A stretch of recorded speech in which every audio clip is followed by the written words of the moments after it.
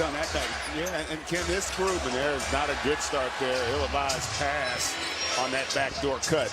The other thing they're going to have to do, Cleveland, is they're going to have to really defend on the perimeter well. They can't afford to have their defense broken down consistently, forcing them to be in rotation. Boston rode the hot hand of both Jaylen Brown and Jason Tatum in Game 3.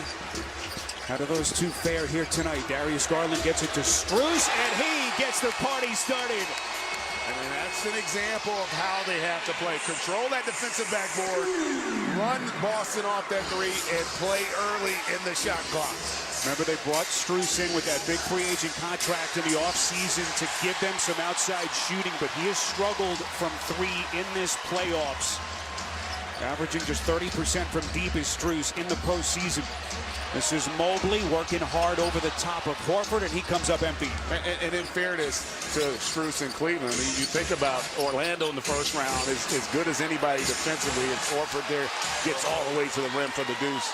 And then this Boston team is no chop liver when it comes to defending, particularly at the three-point line. Second early turnover committed by the Cavs. White, now to Holiday, who had his best offensive game of the week initially, so that they don't have to start in rotation. It's going to be critical, and another good sign there by LeVert, getting all the way to the rim. Greg, the game that they won, Game 2 in Boston, the recipe for success was the supporting cast guys stepping up. Remember, LeVert and Mobley each went for 20 points in that game. Strus transition three. If his plays needed any more reason to make higher volume as Jason Tatum buries a three. LeBron taking his courtside seat, his wife Savannah, and this place went nuts during that last timeout. Isaac Okoro onto the floor now. Garland, as J.B. Bickerstaff already starting to go into his bench. Strus broken up. That's Tatum. So a lot of that defensive activity from him the other night. Ahead of the pack to White. Tatum goes behind the back. They get it to Brown. Brown inside, lost his footing, and the officials are going to blow. I never like to disagree with you when it comes to officiating. Jaylen Brown guarded by Okoro. He's going to elevate. That's a deep three, and he hits.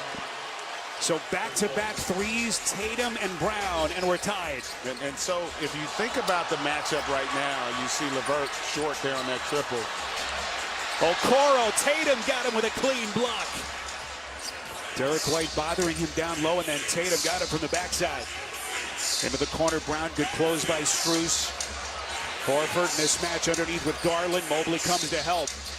That leaves a man open. They get it to Tatum from the corner. Knocked around.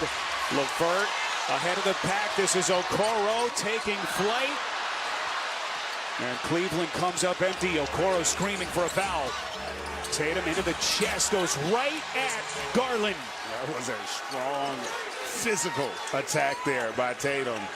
And after the miss there by Okoro on the other end, that Celtics able to convert that in transition.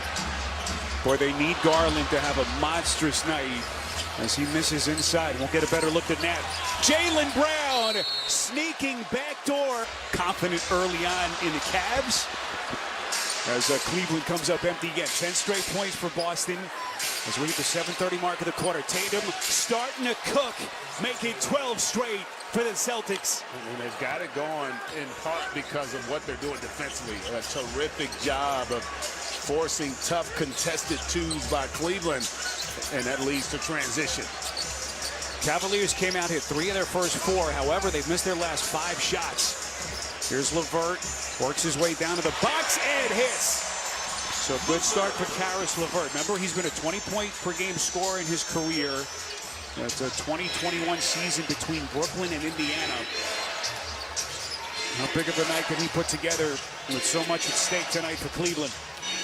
Jason Tatum looking for some daylight. Strus extending his defense, and because he's got Jason Tatum on. So if you're Cleveland, that's a matchup you gotta look to attack just to see what it does for you. Here they force a switch. Mobley this time, GA calls for it. Cornette comes on a switch. Mobley gets to the middle, so at least they call his number. But Mobley unable to put it in. Tatum works the two-man game into the corner. White, quick trigger release, front rim, no. Cornette had it knocked out of his hands. Part of it is the maturation of this kid, Evan Mobley. He's got so much talent. He's going to be called here for a foul. He's just thinking a little too much, particularly on the offense. Wade checking into the game for the first time. Front to Garland as we hit the midway point of this first quarter. Gets a screen against Pritchard. Misses from deep. So Garland unable to find his stroke in the early going. Jaylen Brown into the paint. Boy, was almost surprised he was that open. And a stick back by Cornette. Cornette continues to give them positive minutes off that bench. So far, to squeeze that pass. Their fourth turnover into the corner. Pritchard lets him hear about it behind that Celtics bench. And it's really been the Celtics defense, understanding who's out there for Cleveland. They are not loaded with a lot of offensive talent. That's a shot Boston will give Mobley as he hits his first basket of the night. It's a three. And that ends a 19-2 run by the Celtics. Remember, Cleveland got out to the 8-2 start. Brown's going to reset as we cross the 5-minute mark. Brown's going to launch. A little bit short, tracked out by Pritchard. Shot clock resets to 14. Brown knifing in, poked away. Wade has it. Ahead of the pack, here comes LeVert. Don't have numbers. LeVert attacks anyway, and he goes glass. Half dozen for LeVert. 5 straight for the Cavs. I have to expect Cleveland to just try to muddy this game up as best they can. Tatum knifes his way into the